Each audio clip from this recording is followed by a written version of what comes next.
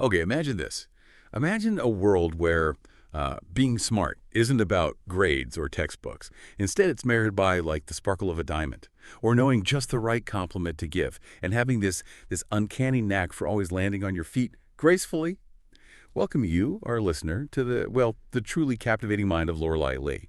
He was a character who absolutely redefined what it meant to be a smart woman back in the Roaring '20s. Today we're doing a deep dive into Anita Loos's 1925 classic, Gentlemen Prefer Blondes. Now, this isn't just any novel. It's written as if it's the real diary of Lorelei Lee herself, unfiltered. And our goal today is to pull out all those fascinating bits of knowledge, the insights from her journey. We want to show you how Lorelei navigates this world full of gentlemen, money, and what she calls her education, all with this logic that's completely, unapologetically her own. So get ready for a shortcut to understanding the surprising pragmatism, the sharp wit, and just the unforgettable humor of this really unique individual. Exactly. And what makes it so compelling is we're digging into Lorelei's own words. These diary entries she supposedly penned between March and July 1925. She records everything, her thoughts, her adventures, and yeah, quite a few meticulously planned schemes. It takes us from New York, then over to Europe and back again. It's a really intimate look into how she sees her world, and maybe more importantly, how she constructs it. It gives you a front row seat to her, well, her particular brand of genius. Okay, let's start unpacking that genius then.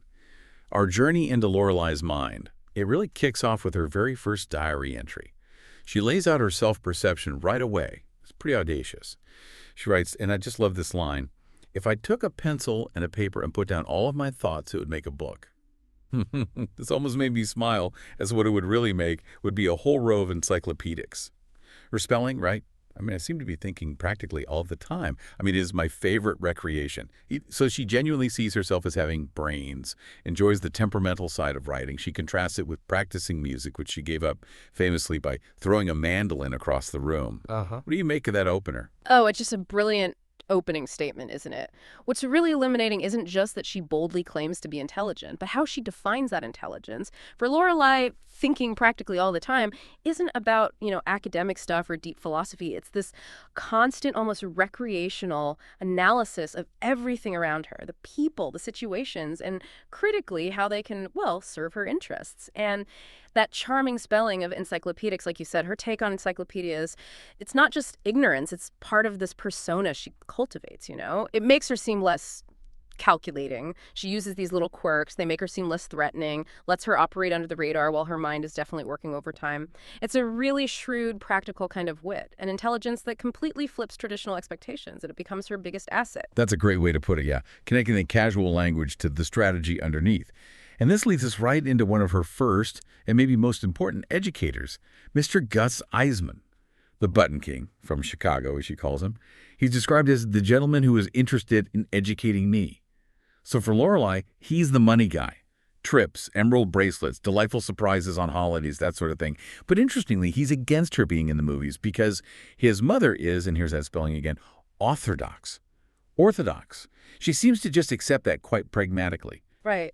And this relationship, it's really fundamental to understanding Lorelei's whole worldview. If you connect the dots, her approach to relationships is, well, overtly transactional, always, though she coats it in this layer of charm and innocence naturally, a gentleman's interest in her. It's pretty much directly measured by how generous he is and how willing he is to fund her education, which, let's be clear, for Lorelei means opportunities and nice things, material advancement. The detail about her calling Mr. Eisman daddy in private, but never, ever in public, that just perfectly shows this complex mix, doesn't it? Intimacy, sure, but also strategic respect. It's a performance, always tailored to the audience and what she wants to get out of it. She knows exactly what Mr. Eisman provides, and she positions herself perfectly to receive it. No questions asked. Okay, so this self-directed education, it then goes international, right?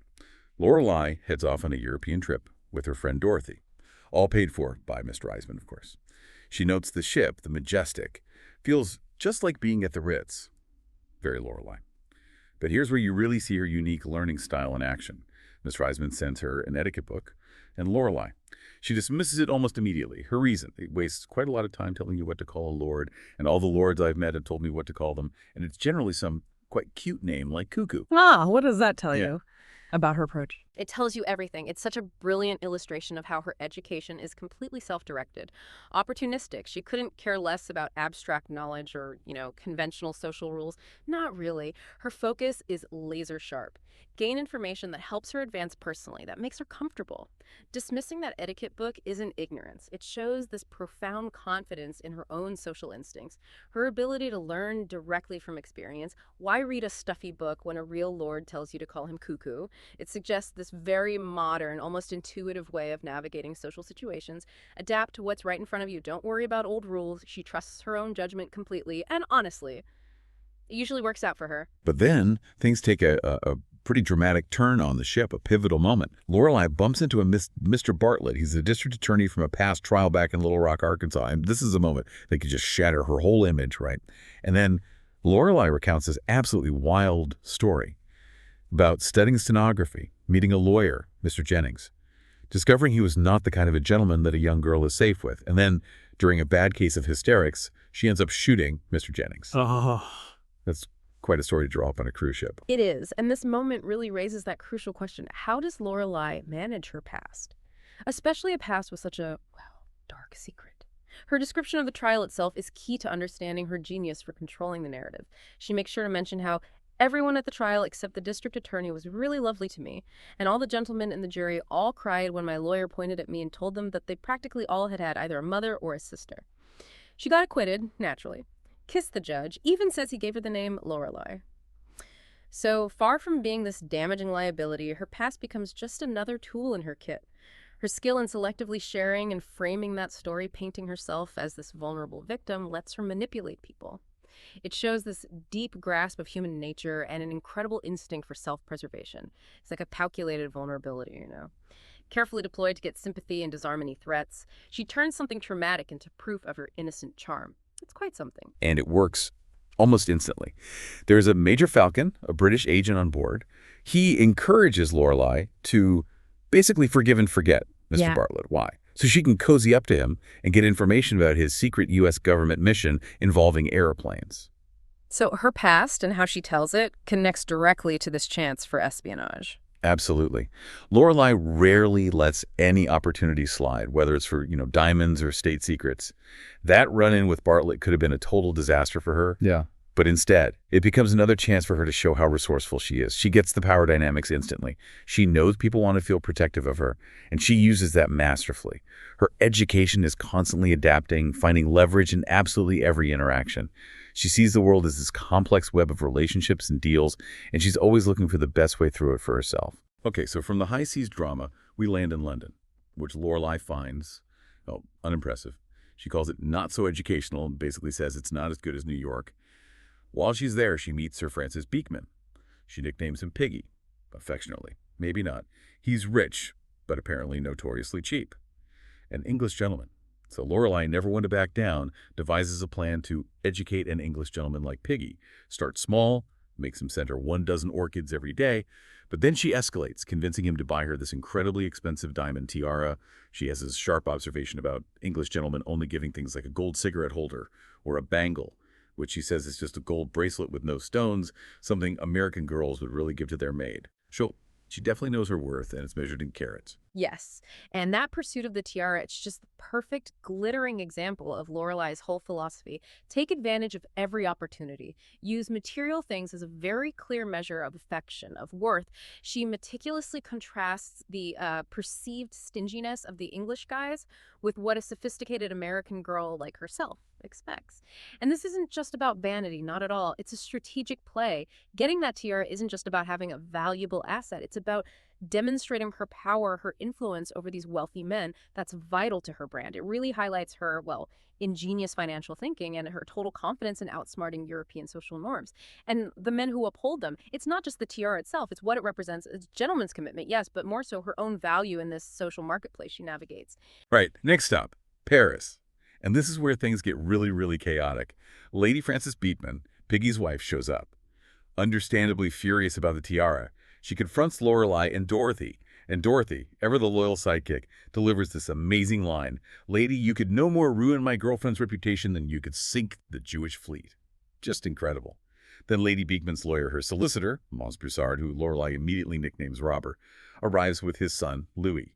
And they, too, are just completely taken in by Lorelei and Dorothy's charm, their apparent innocence. It just perfectly sets the stage for Lorelei's most brilliant scheme yet. Oh, absolutely. The situation could have been a total nightmare. Social ruin, legal trouble, the works. But Lorelei, does she panic? No. She sees another angle, another opportunity for profit. Her strategic mind is just working overtime here. It's brilliant. She takes the real diamond tiara, puts it safely away in the hotel vault, and then, with incredible foresight, she goes out and buys a fake one, what she calls paste. For anyone listening, paste just means imitation jewelry, but she says it so casually, like it's nothing. Then she deliberately leaves this fake tiara just lying around her room, knowing full well it'll tempt Robber and Louis into trying to steal it back for Lady Beekman, and the result. This manufactured theft that Lady Beekman's lawyers now have to settle, which leads to these outrageous shopping sprees, all paid for by Lady Beekman, funneled through the lawyers. So she turns this potential scandal into this incredibly lucrative adventure. It just underscores her genius for manipulating how people see things, squeezing maximum value from every situation, all while keeping up that innocent, wide-eyed act. It's genius-level cunning. Okay, so back in America now, Lorelei's focus shifts from collecting jewels to collecting, well, a husband. In Central Europe, she meets Henry H. Spofford Jr., wealthy, Presbyterian, from a fine old family. He's also known for being quite prudish, censoring plays, that sort of thing. Seems like an odd match. But Lorelei, naturally, has a plan. Her session with this Viennese psychologist, Dr. Freud, clearly a wink at Freud, is pure Lorelei. He asks what she dreams about. She says, I never really dream about anything. I mean, I use my brain so much in the daytime that at night they do not seem to do anything else but rest. And then asked if she ever felt violent, like shooting someone, she just calmly replies, I had, but the bullet only went in Mr. Jennings' lung and came right out again. Dr. Freud is understandably left completely surprised. That moment just perfectly captures her ability to be completely inflappable, doesn't it? Even under psychoanalysis. Getting engaged to Henry, it's clearly a calculated move. Security, status, moving up in the world. And the comedy there, the irony of her playing the old-fashioned girl while making these shrewd deals, especially with Henry's very protective mother. It's fantastic. Even her take on Christian Science, where she decides champagne is okay because there cannot really be any harm in anything. It's another perfect example. She bends morality, even religion, to fit whatever she needs at the moment. Now, many people familiar with Christian Science know it emphasizes temperance, but Lorelei, she just confidently presents her own version of spiritual harmony, reframes the whole doctrine to achieve her social goals, her romantic goals. It's not really about genuine belief, is it? It's about building rapport, showing she has a compatible outlook, even if it's one she just invented. It really shows how adaptable she is, how skilled she is at tailoring her story for any audience. Okay, fast forward back to New York. Lorelei's friend Dorothy throws what she calls a debut party. This is not your typical high society affair, not even close. Invitations are just casually posted at the Racket Club. Liquor, supplied by Joe Sanguinetti, the official bootlegger. The cast is just delightful. Please show up. But then Judge Schultzmeyer crashes the party and joins in. And apparently everyone, including Joe the bootlegger and the judge, falls madly in love with Dorothy. It's like Society Remix, Lorelei style. Exactly. That party, it's so far removed from a traditional debutante ball. It just brilliantly shows Lorelei's unique kind of social pull and Dorothy's completely uninhibited spirit. It directly challenges all those conventional ideas about society and who gets to be part of it. Lorelei proves she can command attention, create this huge spectacle entirely on her own terms. She blurs the lines between, the upper crust and the underworld, all with this charming little wink. The fact that a judge representing law and order not only shows up but joins the mayhem and falls for Dorothy, that just highlights the incredible social influence Lorelei and her friends have. They don't just fit into society, they reshape its boundaries. It shows that charisma and sheer charm can be way more powerful than just traditional status. All right, now for the grand finale. Lorelei's ultimate conquest. The pure film's vision. This is her masterpiece. She visits Henry's family mansion in Pennsylvania, meets his sister, who, surprisingly, loves fixing cars, and his ailing father, who, and this is amazing, got right out of his wheelchair and walked the moment he saw Lorelei. Like a miracle cure. This visit starts her incredibly cunning plan to essentially gracefully get rid of Henry, walking down her own future at the same time. How does she do it? She runs up absolutely massive bills on his credit card chase, then uses Dorothy to carefully paint her as this extravagantly unmarriageable prospect, the perfect exit ramp. This whole sequence, it's truly the ultimate expression of Lorelei's brains. Her strategic genius is just off the charts here. She engineers this masterful escape from what was, let's face it, a practical but maybe pretty dull engagement. By making herself seem financially disastrous, she not only dodges the social awkwardness of breaking things off, but she also positions herself as this high-maintenance problem that Henry's family is probably relieved to see go. And then she pivots instantly, seamlessly, towards her real ambition, the film studio. She imagined the studio where Henry, who, she points out, knew so much about the film profession on account of censoring all of the films, produces pure films. The writer, Mr. Montrose, writes the scripts, and she, Lorelei, is the star. She even finds roles for Henry's family. His mother playing Carmen, his father is the studio pest. It's incredible. Her line, "The greatest thing in life is to always be making everybody else happy," becomes this mantra for her success, even if it's often at their expense. Even Mr. Eisman, her original educator, feels sort of a feeling of relief when she finally gets married, like a burden's been lifted. She just masterfully creates this whole new ecosystem where basically everyone she knows, even the ones she left behind, ends up serving her ultimate goal. So from this girl in Little Rock who, yes, shot a lawyer, to a society girl charming her way through New York and Europe, to finally becoming the star and the brains behind her own pure film studio. Lorelei Lee's journey is just this incredible testament to unwavering self-interest, always wrapped up in charm and this facade of naivete. She started that diary just to jot down her thoughts, right? And in doing so, she basically created a masterpiece of personal branding, of strategic living, a blueprint for how to always land on your feet. Exactly. And what Lorelei's story ultimately offers you, the listener, the learner, is this really provocative look at the sheer power of perception, how fluid and adaptable morals can actually be, and the intricate art of turning literally every situation into an advantage. In our time, we're obsessed with information, data, knowing things. But Lorelei proves that real wisdom, or maybe real power, often lies not just in what you know, but in how incredibly skillfully you apply it. So, does her story offer like a cynical guide to getting ahead, or maybe a refreshingly honest one that just cuts through all the pretense? It raises a really important question, I think, for all of us, for you listening. In your own life, how much of your education, whatever form that takes, is really about personal growth? And how much might be, maybe even subconsciously, about strategically gathering influence, getting opportunities? Definitely something for you to think about.